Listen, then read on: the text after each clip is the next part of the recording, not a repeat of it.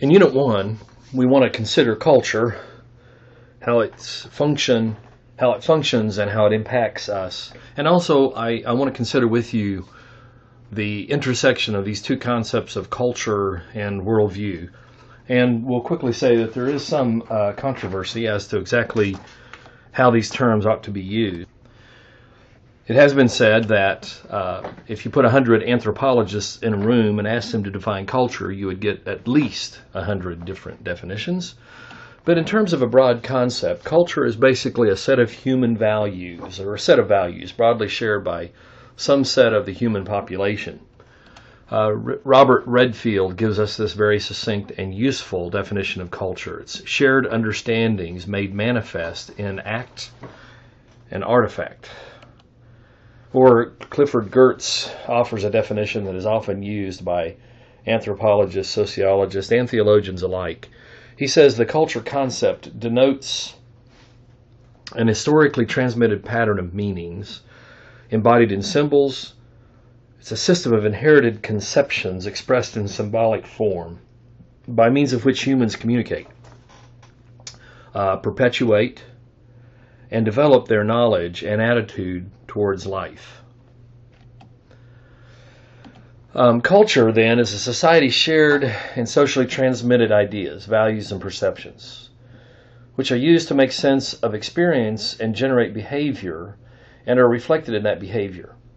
Now, it's important for those of you who find yourself in new cultural settings or are anticipating being in a new cultural setting, that you recognize that behaviors that you will observe will not necessarily mean the same thing that those same behaviors might mean to you because of your cultural conditioning.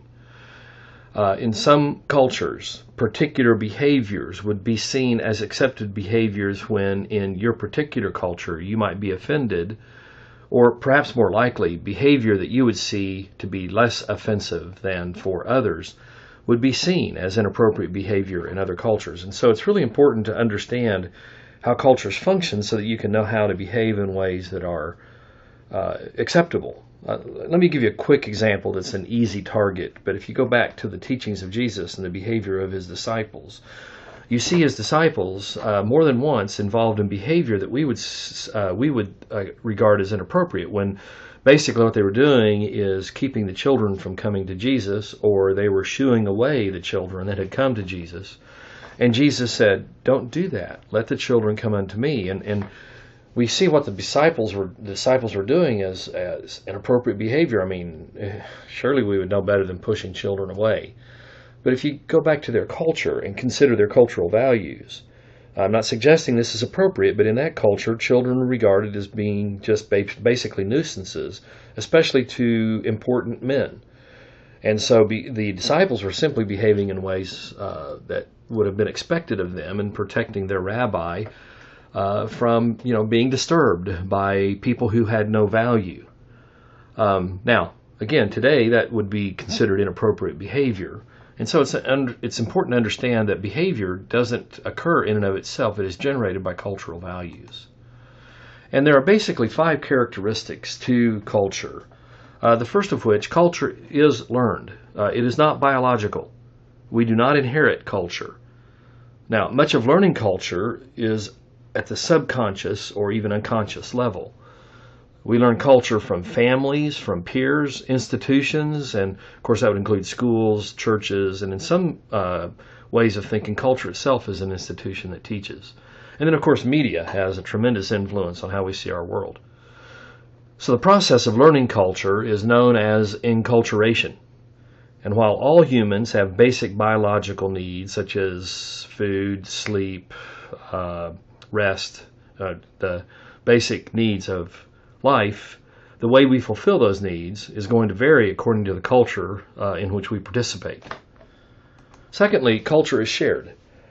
Because we share culture with other members of our group, we are able to act in socially appropriate ways, as well as predict how others will act. Despite the shared nature of culture, that doesn't mean that culture is homogeneous or the same. The multiple cultural worlds that exist in any society will be considered as we continue our discussion.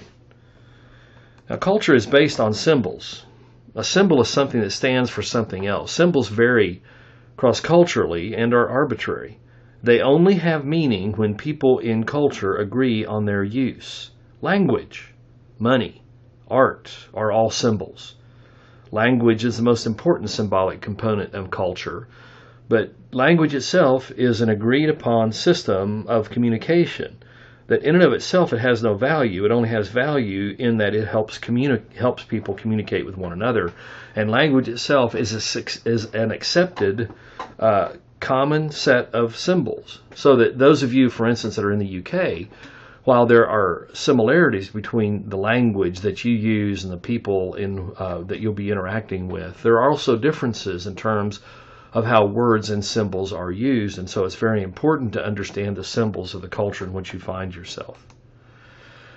Culture is integrated. This is known as holism, or that the various parts of culture are interconnected. So all aspects of culture are related to one another, and to truly understand a culture, you must learn about all of its parts, not only a few. And that's why it's very dangerous for you to consider yourself, or even, not dangerous perhaps, but just uninformed, to think that you are a cultural expert simply because you've had some exposure to a particular culture.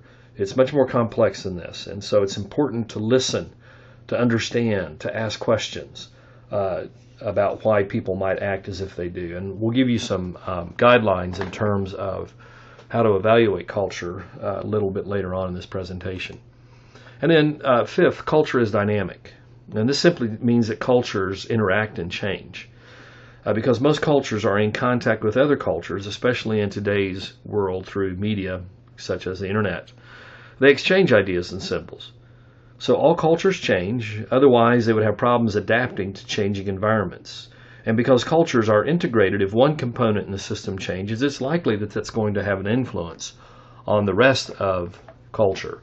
And many of you have lived through this dynamic change in culture in just the last few years of American culture in terms of things happening and people's ideas adjusting according to those things. And sometimes culture will break down into subcultures because of disagreements on how particular events might influence our way of thinking. One of the more significant books written, especially in the realm of theology of Christian faith, is a book written in 1951 by H. Richard Niebuhr. And he came to understand that Christians needed to identify a proper relationship with culture. And so he offered 5 options that have been highly discussed since the time that he wrote this. Recently there were 2 different books written still in reaction to Niebuhr's work, and so this continues to be a vibrant discussion. And we'll talk about the pros and the cons of this whole approach after presenting his ideas. And the first category that he sets up is Christ against culture. And in this idea, the Christian would recognize culture as with great suspicion. That this, by the way, is one extreme of the continuum. That in this idea, all expressions of culture are outside the church and are viewed as with a high degree of suspicion, as irreparably corrupted by sin. And so they are to be withdrawn from and avoided as much as possible. So if you're familiar with the term asceticism or ascetic communities, this would be a community that would withdraw itself from culture for the sake of not being corrupted by it. And there are various sectarian and fundamentalist groups that hold some version of this view. You're probably most familiar with the Amish, who have chosen to pull out of culture by embracing a particular time that does not use technology, etc., for the very reason that they believe that culture itself has corrupted our view of God. The second possibility is on the other end of the continuum, and it's called Christ of culture, and here cultural expressions as a whole are accepted uncritically and celebrated as a good thing. In theory, there's little or no conflict seen between culture and Christian truth, and in practice, Christian truth is compromised in order to accommodate culture. So if you find anything in your biblical understanding that's not consistent with modern views of things, you simply dismiss what's biblical. And this is seen in what we call liberal Protestantism. The third possibility is Christ above culture, and this is a sort of an in-between position between the two. But it regards cultural expressions as basically good as far as they go.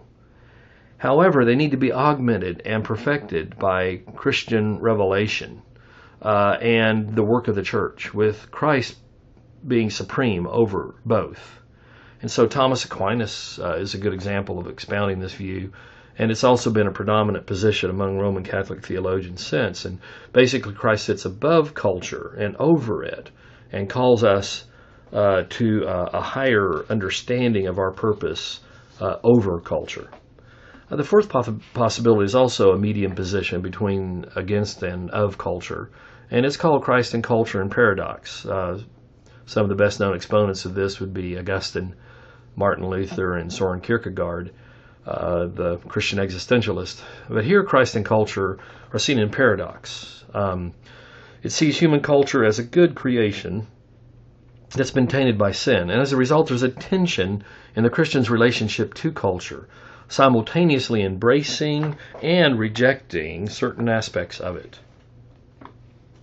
And the fifth position, while Niebuhr doesn't make a statement of which he thinks is correct, most followers and readers, scholars who've read this work, believe that Niebuhr leans toward this fifth possibility, and that is that Christ transforms culture.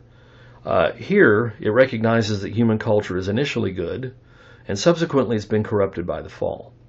But since Christ is redeeming of all creation, the Christian can and should work to transform culture to the glory of God. This view is held by Augustine in part, as well as John Calvin and others in the Reformed tradition, and it continues to be a rather dominant view by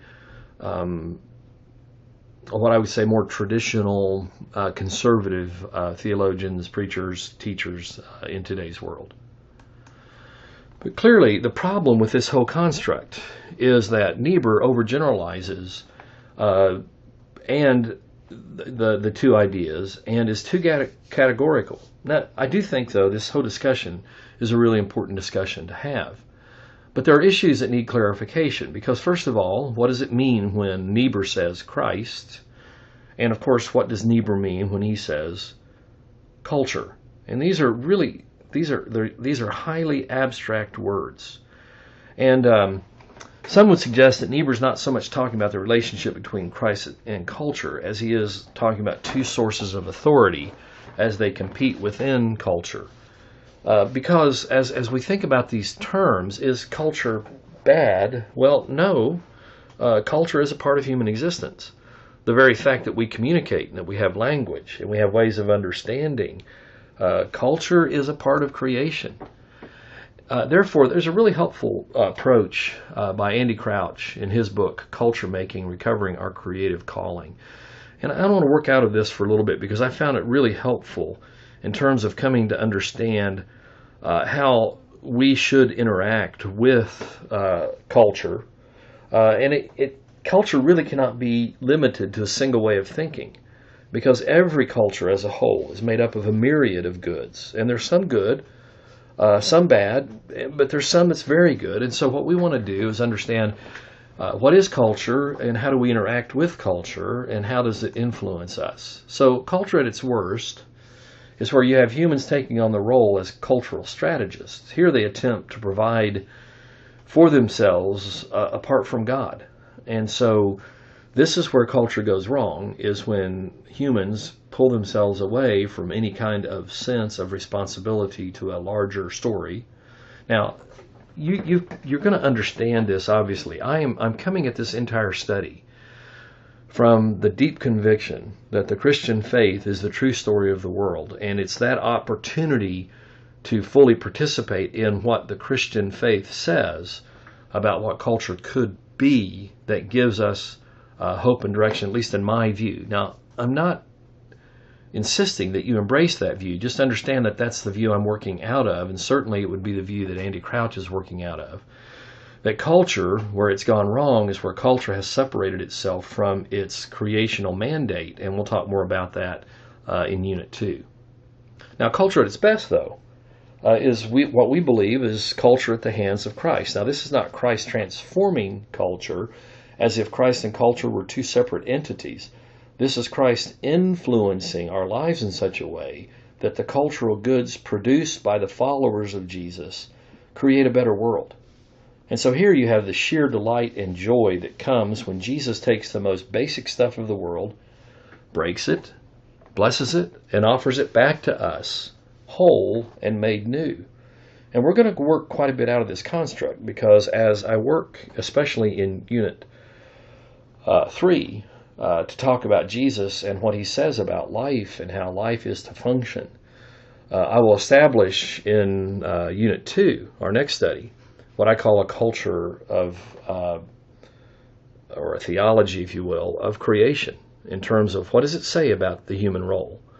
And part of what the Christian worldview is the idea that each of us were created to participate in interaction with others, which is one way of defining culture, in such a way that we give of ourselves for the sake of others to the benefit of creation itself. And so this construct of taking the basic stuff of the world, of breaking it, blessing it, and offering it as a gift is a unique way of life that I believe is taught by Jesus.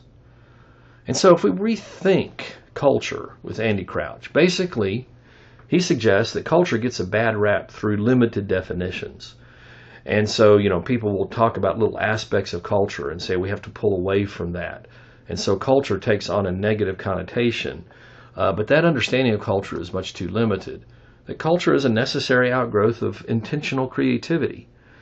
That we by nature, and we'll talk more about this again in Unit 2, but we by nature are created as relational entities, and we have a need to communicate with one another, and we have a need to produce goods that will benefit one another. And so there's a word that we'll be working with that you may not be familiar with, but the phrase is cultural artifact.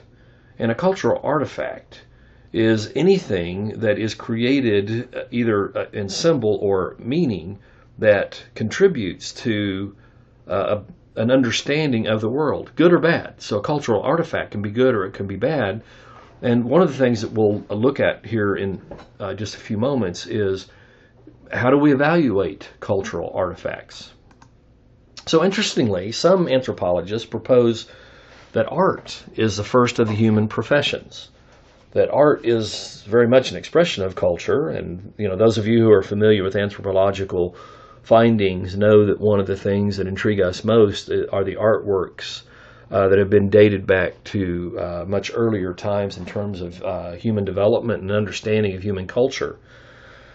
That for whatever reason, humans, as long as they have existed, have wanted to express meaning in some way in which they could hand it on to further following generations. And so art becomes that expression, and what turns from symbolic art actually then becomes ways of representing spoken language. And all of this is for the purpose of passing on understandings of the world to that next generation.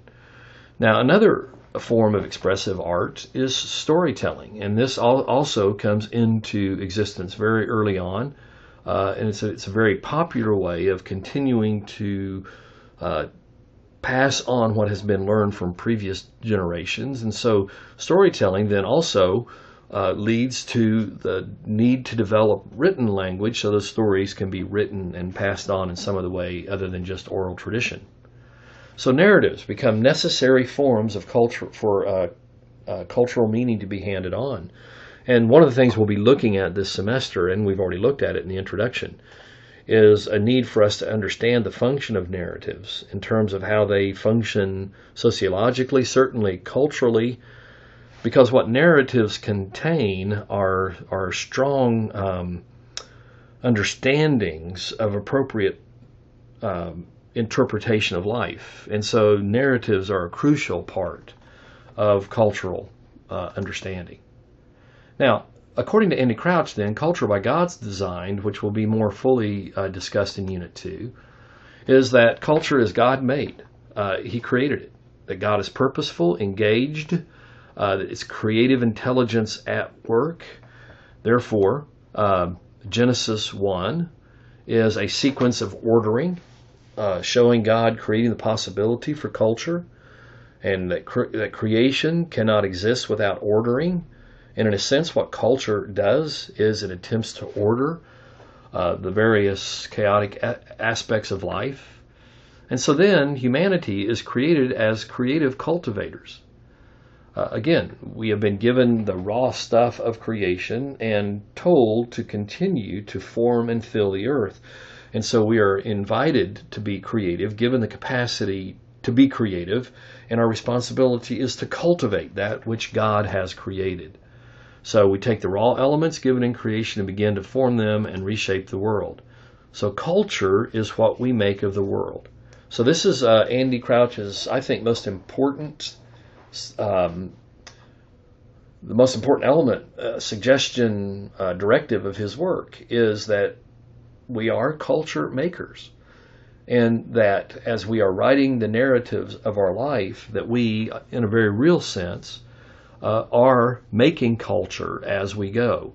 So his point, and this is one that I think we need to take into very deep consideration, is that we are not victims of culture. We are participants in culture.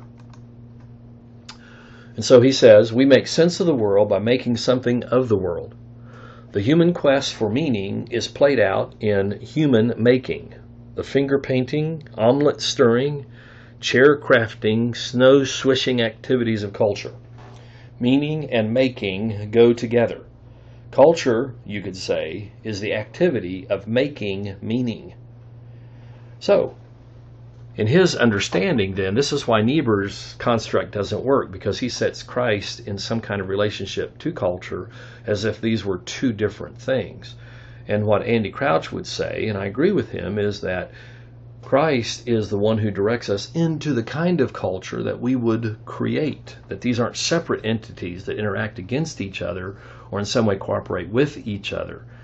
That Christ, as a telling narrative of life, is an indispensable part of what we believe about life. So here's the ultimate challenge that's before us.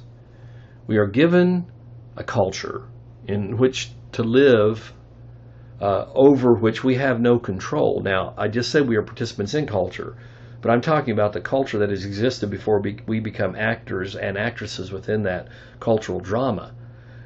We are born into a culture. It doesn't start over with us, but we learn what culture is, and we have no control over that which has gone before us. So with these shared understandings made manifest in act and artifact, that is something that we're born into, that we participate into. But we immediately, this is what's important, we immediately become contributors to culture, which is not static, but dynamic.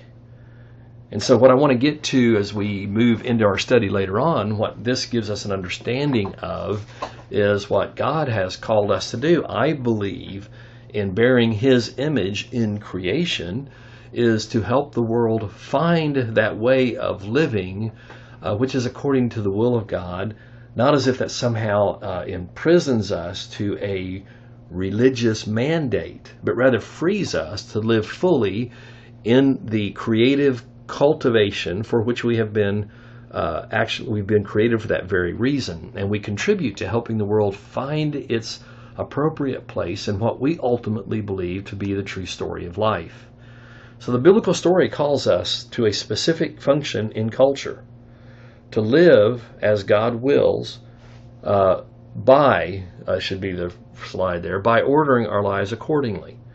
And so as we continue to talk about, especially in Unit 2, when we talk about the Bible as a real story of the world, then I want us to come to understand the, I think, excitement that we actually ought to hold toward our cultural calling to contribute in such a way that, in a sense, we're on a rescue mission to rescue the world from its broken structures and symbols, to find a deeper understanding of life.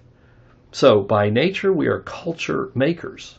That's what we have been created to be.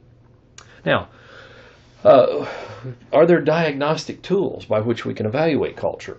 And here's where Andy Crouch provides something that you may find really interesting, and I would highly recommend that you think about even journaling some of your observations when you find yourself in a culture other than your own. And in this, what you would do is you would choose a particular artifact and think about how it fits into culture. And what does this cultural artifact how does it affect the way that the world sees itself in the subset of the culture in which you find yourself? So you would ask the question, how does this cultural artifact assume? What does it assume about the way the world is? One of the examples that Andy Crouch uses, for instance, is the interstate system, which would precede all of you. But there was a time in our country that I still remember when it was hard to get from a major city to another because the interstate system was not yet created. And in a sense, this interstate system very much is a cultural artifact that assumes that there is a need for greater travel between cities in the United States. And so what does that cultural artifact assume is that we need this kind of access to one another. What does it assume about the way the world should be is that, we should have this access. And what does that artifact make possible? It makes moving quickly between cities, and then conversely make impossible, well, things have changed considerably in our culture as a result of the interstate system. What once was possible, for instance, in small towns that might have been situated along a highway, that giving people opportunity for commerce, etc. Those opportunities disappeared with the building of the interstate system. And so then the final question, what new forms of culture are created in response to this artifact? And you think about how much our culture has changed when you think about interchanges on interstates and the kind of commerce that now occurs. You think about the travel of goods. You think about things as, like Amazon that could not exist without the kind of transport of merchandise. It has had a tremendous impact on our culture. So these 5 questions, what does this cultural artifact assume about the way the world is? What does it assume about the way the world should be? What does it make possible and conversely make impossible? And then what new forms of culture are created in response to this artifact? It's an interesting way to think about how the world functions around us. Now, culture is not optional. Our negating the need for culture would be similar to a fish negating the need for water. Culture is simply the milieu in which we live. And the very fact that we speak words to one another means that we are affected by culture. So it's not something to be rejected. The question is not, are we for it or against it or trying to affirm it or trying to condemn it? The problem is seeing culture as an it or an object that we can objectify and somehow respond to. Instead, culture defines the horizons of the possible and the impossible in very concrete, tangible ways. And so culture is something that we can't just turn away from. It's something we must interact with, and ultimately we're going to ask this question. It's not, how do we react against culture? The question is, what is our cultural task? And ultimately, that's the purpose of this course. Faith and culture is how does an active faith play out in meaningful ways in the culture in which we find ourselves. So what's the relationship then of worldview and culture? And this is where I'm going to disagree with Andy Crouch, because he would identify himself as a critic of worldview. And his criticism of it I certainly understand, and he is not alone. But many people who criticize the concept of worldview see it as being way too analytical rather than having a practical aspect to it. Now, culture is certainly more than worldview, because when we talk about worldview, what we're talking about is your individual way of seeing the world. And perhaps it would help Andy Crouch to consider what I've considered with you in terms of your worldview being something that is formed in view of your first order story. But then you're out in search of meaning, and that search of meaning is found in a second order narrative, or as Crouch would identify that would be a functional culture. So culture is what human beings make of the world that demonstrates more than a particular worldview. So even as you use the worldview, this is the way that you're analyzing the world as you see it, and you're constantly doing this. Every time you see something. Now, then, when you move out of worldview into participation, now you find yourself in culture. Walsh and Middleton, who've written several significant books, one of which I'll dig into later in this course with a little bit more focus. Their book, Truth is Stranger Than It Used to Be, is still one of the best, I think, written books about the idea of the changing world in which we find ourselves. But their book, Transforming Vision, propose that worldviews are perceptual frameworks that provide a model of the world that guides its adherents in the world. So again, that worldview is the way that you see the world, the way that you choose to participate in the world. And they propose that there are 4 questions by which we can evaluate cultures. And these are really helpful because basically all cultures presuppose these 4 questions. The first being, who are we? The second, where are we? The third, what's wrong? And the fourth, what's the remedy? Now, what Walsh and Middleton do in their book, Truth is Stranger Than It Used to Be, is they quickly consider pre-modern, which they would identify as being the history of the world before Christopher Columbus, as sort of an arbitrary measurement.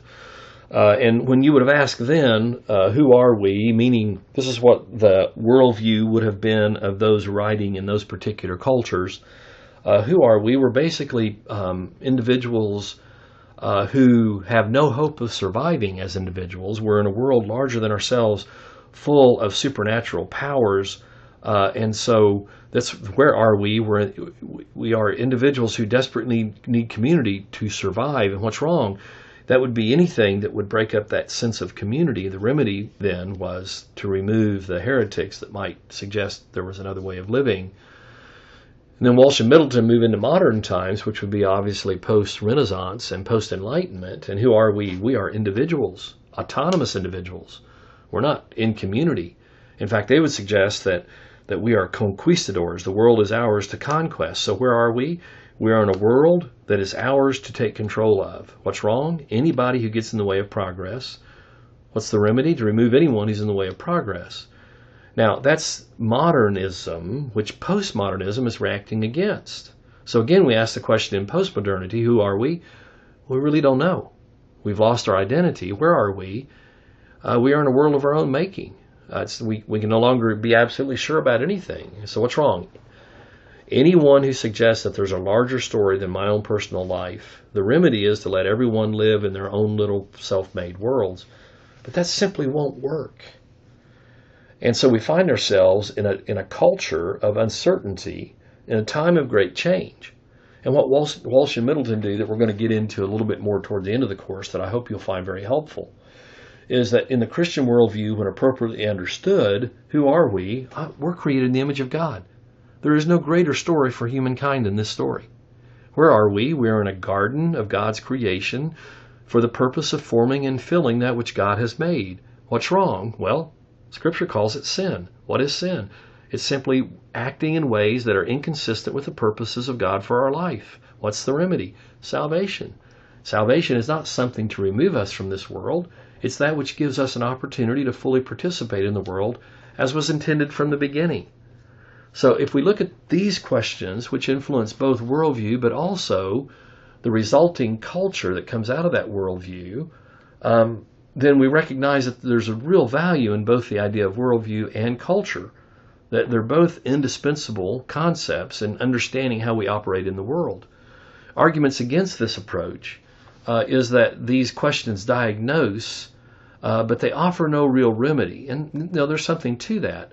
And so what Crouch in particular says is that Walsh and Middleton identify a disembodied diagnosis, and therefore Crouch says that this is in danger of reducing culture to worldview where cultural goods are not produced. And what he's saying is that worldview does not necessarily produce cultural goods. So listen to his argument. What Andy Crouch is saying is that worldview is an intellectual activity that allows you to diagnose your world but have no real part in changing it.